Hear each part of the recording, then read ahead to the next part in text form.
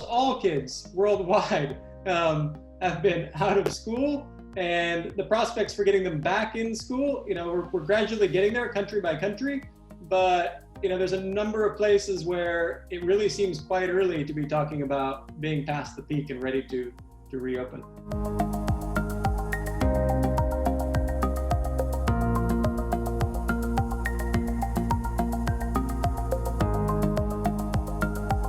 Keeping track of these school closures at the beginning of the COVID pandemic was a bit of a struggle, keeping up with the news, and it eventually became sort of easy in that schools are closing everywhere. As you can look at the map, if you look at localized closures or countrywide closures, you cover most of the globe. There were multiple sub-Saharan African countries who closed their entire national school system before a single COVID case was confirmed.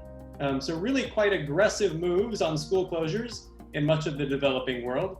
And now the deliberation is that when it's safe to come back and get these millions and millions of kids back into school, what we see is that most countries that have reopened have done so once they've passed the peak of the epidemic, past the peak of new cases, and they're on that downward trajectory. We don't want to draw any real firm causal inferences yet, but so far, I think there's some cautious optimism about not seeing a big spike in those trends after the school reopenings. We don't have time to go deep into this, but of course, there's a whole debate about the extent to which children are a vector for transmission, and the extent to which, there is one camp which would say school should be the first thing to reopen because children are lower risk. We're not seeing huge spikes up. Research that EdTech or online learning is not a substitute or a very good substitute for in-person learning. So the concern, I think, Justin and everybody really shares is what will be the lasting impacts on today's cohorts of students long-term, in particular those who are in the least developed regions. In education, we often think of the importance of education in reducing what we call the income achievement gap, which is the how much a kid who comes from a low-income family learns compared to how much a kid who comes from a high-income family learns. Ideally, education should help promote learning among all kids so that we don't have these big differences. We also know that in low-income countries, there is a big difference. In many countries, maybe in some Asian countries, there's less of a difference, but in most of the developing world, there is a big difference in achievement between low and high income. And so is this crisis gonna exacerbate those? Is it gonna make things, is it bad for everyone equally? At one point in March, there were over 1.5 billion children out of school worldwide. This has never happened before. And, there have been closures due to certain crises in some countries at one time, but never at, in all countries pretty much at the same time.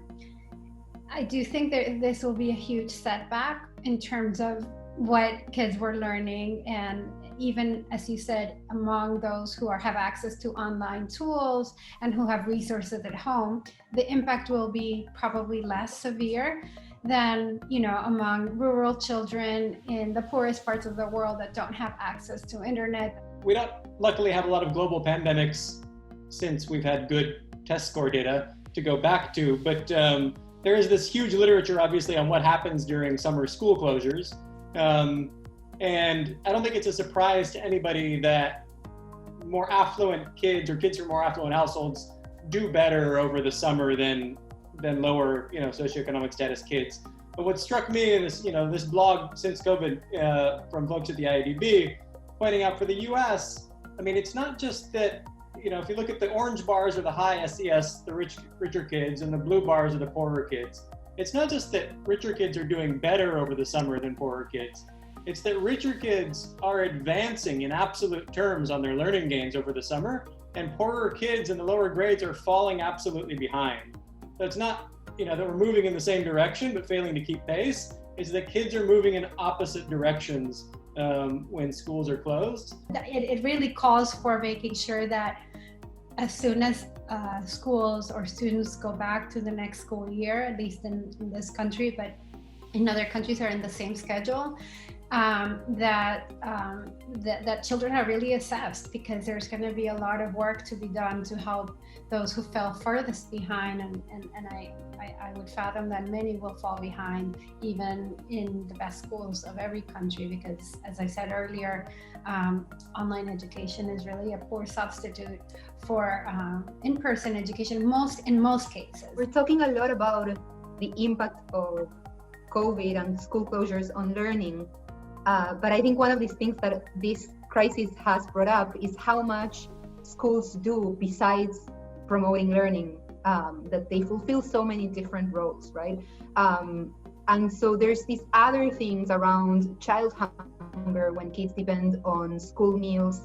There's concerns about social-emotional development because of kids being completely isolated socially, concerns about child abuse, and lack of physical safety for kids for whom school is their physical safe space and their safe haven.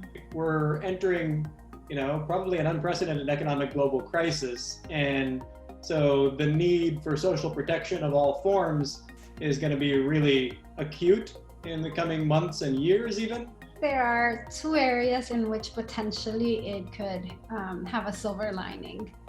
One, at least two areas, and maybe Justin can think of more. I think one is that as a society, and particularly parents, may come to value teachers and schools a lot more than they did previously, when they've had to do some of that work themselves, or when they've had to work alongside having their kids doing that work or not at home.